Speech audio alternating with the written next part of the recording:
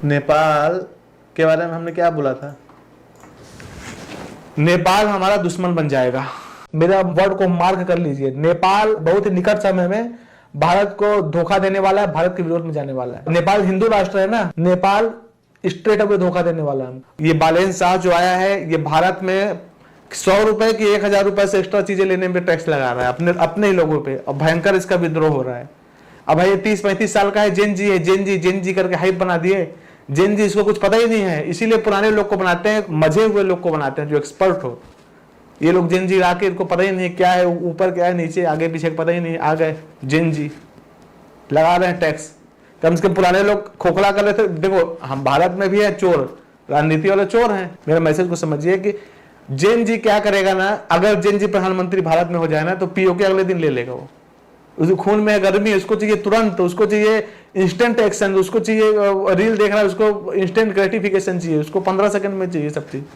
और सारे पावर हाथ में है, तो उसको वो धारण करने की शक्ति भी होनी चाहिए ना, उतनी मैच्योरिटी होनी चाहिए।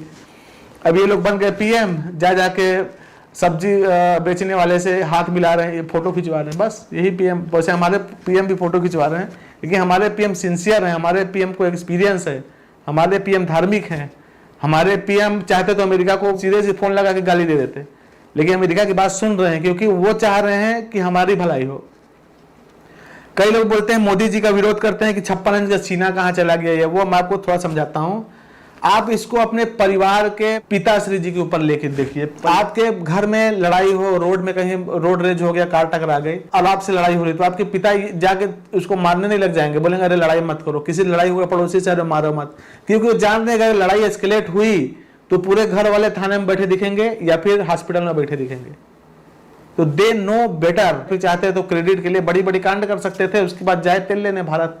लेकिन इन्होंने जब तेल की कमी पड़ी तो हमारे मोदी जी ने ऐसा पर्ल ऑफ कुछ बनाया, 5-6 देशों को बनाया कि हमको कई देशों ने, चीन और अमेरिका ने घेरा हुआ है कायदे से, कुछ अपना अपना बनाया, कुछ पेंटागन, कुछ नाम है। तो हमारा भी कुछ 7 पर्ल का कुछ बना हुआ है, नाम नहीं याद आ रहा है, कि हम भी अलग अलग मित्र देशों में डिप्लोमेसी से सेना तैनात किए हैं कि कभी युद्ध होगा तो हम भी, हमारे ऊपर मान लो आक्रमण हुआ तो हम तो संकट में पड़ गए, लेकिन जो मित्र देशों में हमारे बम और मिसाइल तैनात है ना, वो उनको मार डालेंगे।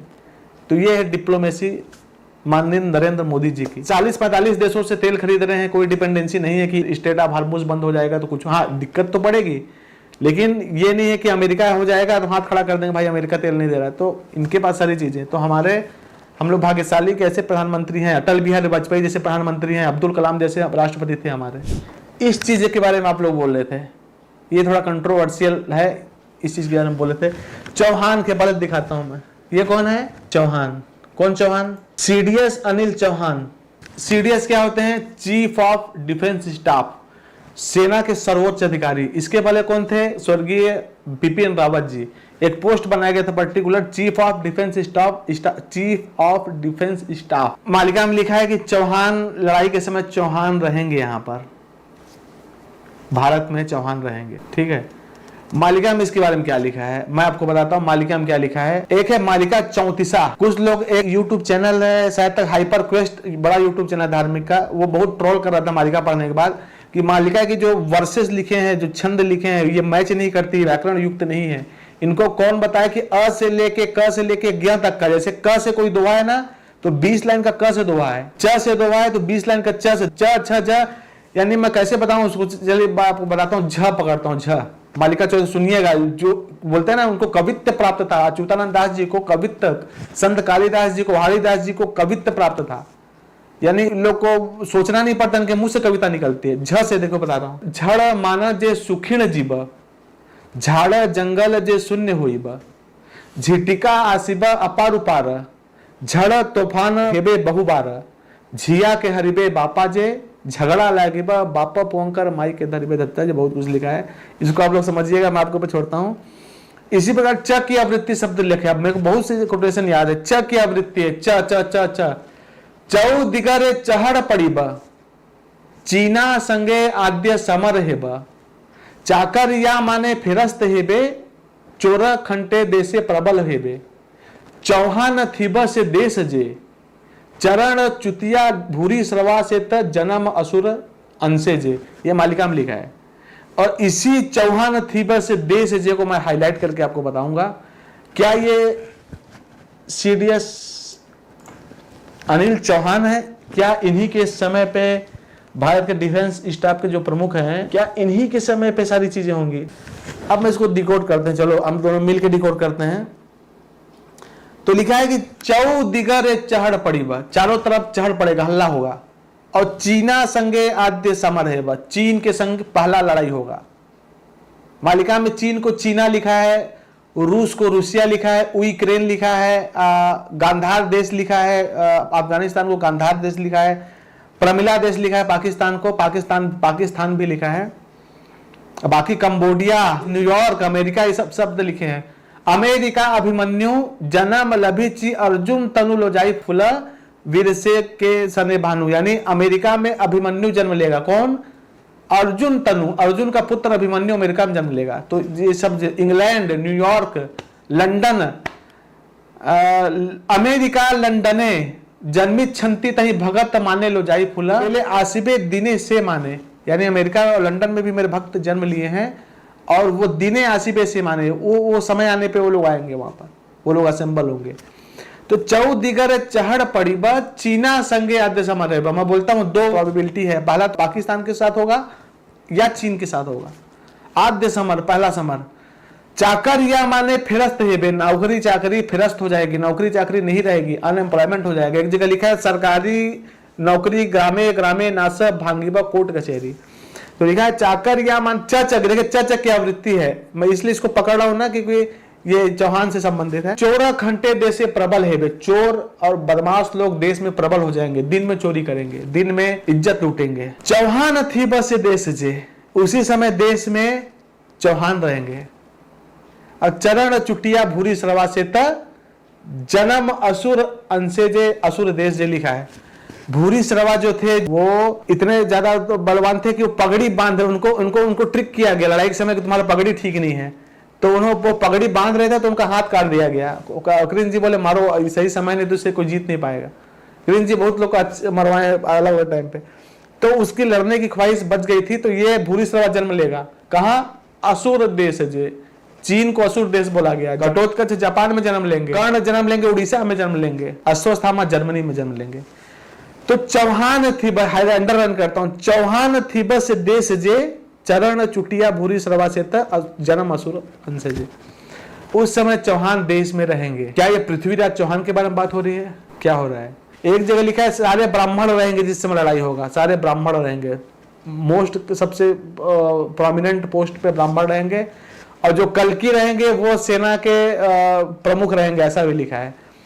लेकिन ये जो मालिका में पढ़ा था उसका कोई नाम नहीं बता पाया तो उसको नहीं मानूंगा, लेकिन ये मालिका 34 में लिखा है कि चौहान देश में रहेंगे। तो इसको आप दो तरीके से ले सकते हो, शायद ये सीडीएस विपिन चौहान, लेकिन मेरे को नहीं लगता कि मनुष्यों के बारे में बात की गई है मालिका में।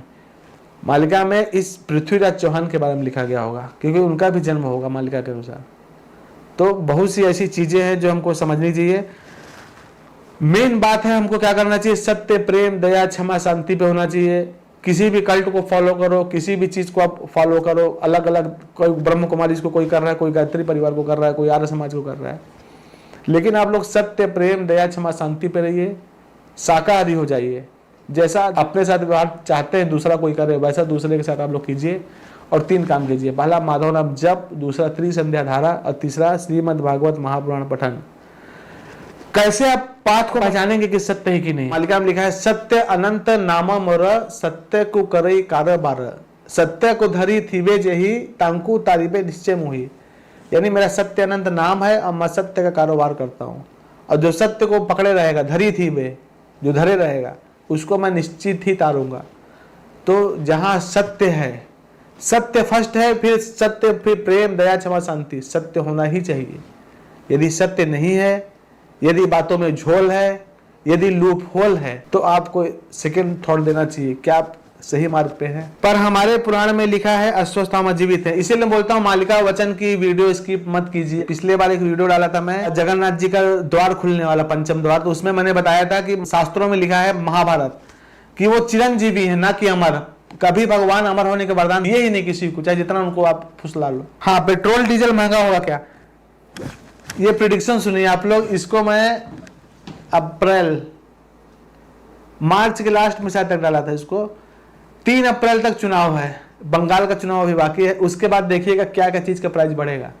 पेट्रोल डीजल, पेट्रोल डीजल का एक्चुअल में प्राइस बढ़ ही गया है, लेकिन कंपनियां रोके हुए हैं अपने आप को, सरकार द्वारा जो उनको बोला गया होगा कि अभी थोड़ा घाटा साल है, क्योंकि इन्होंने एक समय खूब कमाया था। पेट्रोल कंपनी को 2 साल पहले सरकार बोली कि आप मन मुताबिक बेचो, लेकिन जब कभी आपदा पड़ेगी ना तब तुम इन्फ्लेट नहीं कर सकते प्राइस को, जब तक हम ना बोलें। तो 3 तारीख तक बांध रुका हुआ है, उसके बाद देखिए। और जब डीजल पेट्रोल महंगा होगा तो सारी कमोडिटी महंगी हो जाएगी, आपका खाना महंगा हो जाएगा, खाद महंगा हो जाएगा, सारी चीजें, ट्रेवल महंगे हो जाएंगे आपके। एटीएफ जो होता है ना, जो हवाई जहाज में जो फ्यूल लगता है, अब मेरे को लगता है महंगा हो ही जाना चाहिए। मेरे को लगता है खासकर हवाई जहाज महंगा हो जाना चाहिए, इंटरनेट महंगा हो जाना चाहिए। श्रीमद् भागवत महापुराण क्या हिंदी में पढ़ सकते हैं आप लोग बोलते हो, तो यस हिंदी में ही पढ़ना है। और जो भी भाषा आप, उर्दू अगर जानते हो, जिस भाषा में आपके दिमाग में समझ में आए वो उस भाषा में आपको पढ़ना है। संस्कृत पढ़ के कोई मंत्र साधना नहीं है कि उसको पढ़ के समझ आए ना आए आपकी सिद्धि हो जाएगी। उसको आपको समझना है, मैं आपको फिर बोल रहा हूँ, उसको आपको समझना है और हो सके तो उसको जीवन में उतारना है।